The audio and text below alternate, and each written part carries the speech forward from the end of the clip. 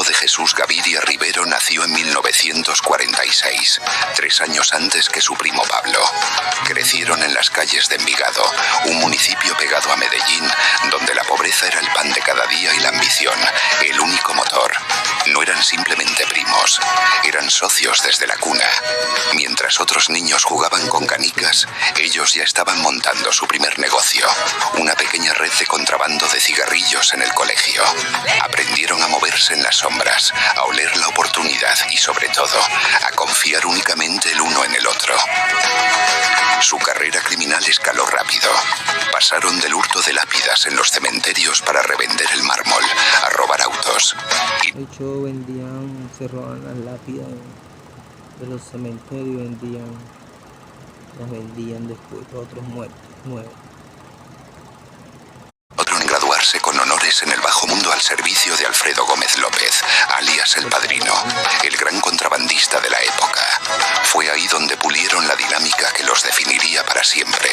Si el problema requería números, estrategia y discreción, era trabajo para Gustavo. Si demandaba carisma, violencia y una cara visible que atrajera tanto miedo como lealtad, Pablo daba un paso al frente. Esta división de roles no era un acuerdo formal, sino una simbiosis perfecta. Gustavo era el arquitecto en la sombra, Pablo, el ejecutor a plena luz del día. Para cuando cumplieron 20 años, sus actividades de fin de semana ya generaban más dinero que el salario de un... De hecho, gastaban un poco de plata en esas ligas que tiene Pablo ahí en las manos. Gastamos una plata que uno puede vivir. Imagínate tú sabes. De los padres de Pablo habían aprendido la lección fundamental que, años más tarde, convertirían en un imperio. El crimen no es solo fuerza, es ante todo una empresa que necesita un cerebro financiero. 1976. Un camión aparentemente inofensivo que transportaba casi 20 kilos de cocaína peruana camuflados en una llanta fue detenido en una carretera cerca de Medellín. Pablo iba de copiloto. Gustavo, a una distancia prudente en un Renault 4, custodiaba el dinero. La policía descubrió la mercancía y los primos, junto a otros hombres, terminaron con sus huesos en la cárcel de Bellavista. Para la mayoría, 3 meses en prisión habrían sido un final. Para ellos, fue una revelación. Mientras el resto de los reclusos mataba el tiempo, Gustavo con su mente analítica trazaba el futuro. Hizo 2 cálculos sencillos que cambiarían la historia del narcotráfico. Primero, 1 kilo de cocaína en Miami valía 60 veces más que en Medellín. Segundo, si lograban controlar toda la cadena productiva, desde la compra de la pasta de coca hasta la distribución en las calles de Estados Unidos y el posterior lavado del dinero, las ganancias se multiplicarían exponencialmente. La fórmula era clara y la recitó como un mantra. Se compra en pasta, se vende en polvo, se lava en propiedades. Gustavo hacía la pareja perfecta con el patrón porque manejaba muy bien la organización en sistema monetario. Al salir de la cárcel, Pablo impulsivo quería... Ustedes han gariteado que ahorita salió Carlos Leden, el que estaba ahí con ellos ahí, y dice que Popeye está bien chiflado, que está bien loco, que eso es mentira todo lo que dice. ¿Qué opinan ustedes ahí, hermano? Repetir la jugada del camión. Gustavo, el estratega, lo frenó. Propuso eliminar a los intermediarios.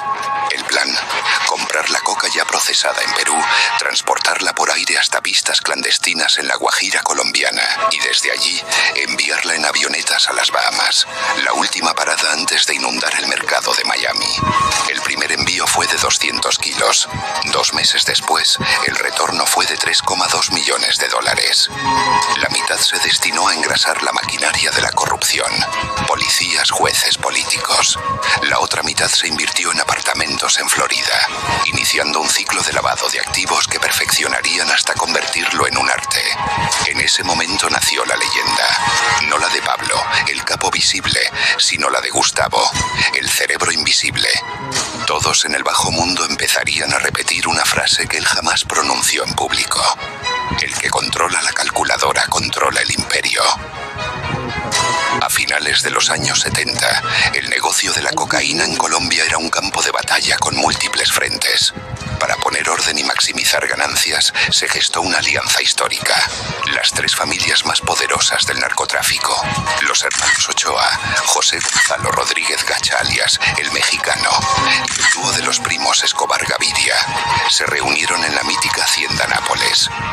Lo que firmaron allí, más que un acuerdo, fue el acta de fundación del cartel de Medellín.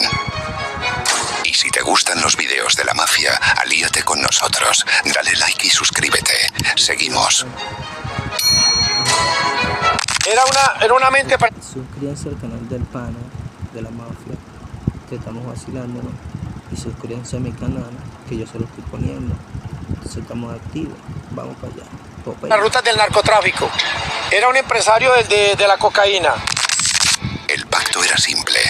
Cada familia controlaría sus propias rutas de envío, pero los flujos de dinero se centralizarían en un único y sofisticado sistema de lavado de activos. El arquitecto de ese sistema fue Gustavo Gaviria. Su palabra era ley, y él impuso dos reglas inquebrantables que se convirtieron en los pilares del cartel. Primera, ninguna propiedad, ningún activo podía estar a nombre de alguien que no pudiera justificar sus ingresos de manera legal. La exposición era para los débiles. Segunda, cada semana, el 10% de todas las ganancias brutas se apartaría para un fondo de gastos de protección. Este dinero no era para sicarios, sino para comprar el poder. Abogados de élite, jueces, senadores y, si era necesario, editoriales de periódicos. Cuando llegaban los mafiosos, les preguntamos, ¿plata o plomo? Si era plata era con Gustavo, si era plomo con el patrón. La división de poderes se hizo aún más explícita. La frase que circulaba en el cartel lo decía todo. Si vienes por plomo, habla con Pablo. Si vienes por plata, habla conmigo. Y no era una exageración. En 1981, un capo mexicano intentó robarse un cargamento de 500 kilos. Pablo, fiel a su estilo, quiso enviar a sus hombres armados. Gustavo lo detuvo y en su lugar envió a un solo contador. El hombre viajó a México, se sentó con el deudor, revisó los libros de cuentas y le explicó con números por qué la deuda era impagable y las consecuencias que tendría para su negocio no saldarla. El contador regresó a Medellín con el dinero íntegro y una nota del capo mexicano. Gracias por la lección. Gustavo no necesitaba balas. Sus armas eran los balances y el cálculo de riesgos. A Gustavo lo que le gustaba era el billete, corona billete, cuadra negocio, el business, la plata. Mientras Pablo Escobar construía un zoológico de animales exóticos en la hacienda Nápoles y cultivaba una imagen de benefactor que regalaba casas y dinero, Gustavo Gaviria se esforzaba por ser invisible. Alquilaba apartamentos modestos en el barrio El Poblado de Medellín, sin lujos ni ostentación. Su vehículo de diario era un Mazda 626 descolorido, un auto anónimo en una ciudad llena de ellos. Tenía la costumbre de cambiarse de camiseta en el estacionamiento antes de llegar a un lugar. Un truco simple pero efectivo para que nadie pudiera identificarlo con certeza. Su único capricho, su única concesión al lujo, era la velocidad. Era un apasionado de los autos de carrera y poseía un Mustang modificado con el que competía en el circuito de Tocancipá. Pero incluso allí mantenía su anonimato. Corría bajo el seudónimo de Juan Gaviria, ni siquiera usando su nombre real. Cuando la revista Semana publicó un reportaje sobre los narcocorredores, la foto que apareció de él era la de un hombre con gafas oscuras y un bigote espeso que ni su propia esposa logró reconocer. En 1984, la DEA lo incluyó en su lista de los 10 narcotraficantes más buscados, ofreciendo una recompensa por su cabeza. Lejos de alarmarse, Gustavo simplemente reforzó su disciplina. Viste que ahí sí pidieron peluche, lo pedían olorcito. Roberto Escobar Gaviria le andan dando 10 millones. Y por este Gustavo que está más loco, estaban dando 5. Dejó de usar teléfonos fijos y empezó a cambiar 14 números de celular, cambiando de chip cada 72 horas. Su sistema de comunicación era críptico. Su secretario personal llevaba una libreta con códigos. 1 significaba cocaína, 2 era dinero y 3 era un problema. Cuando alguien llamaba y decía, tengo un 3, Gustavo colgaba el teléfono sin decir una palabra y desaparecía por lo menos 2 días. Era un fantasma que manejaba miles de millones. Un espectro cuya mayor fortaleza era que el mundo creyera que no existía. A las 2 pasadas de la tarde fue identificado precisamente como el mexicano.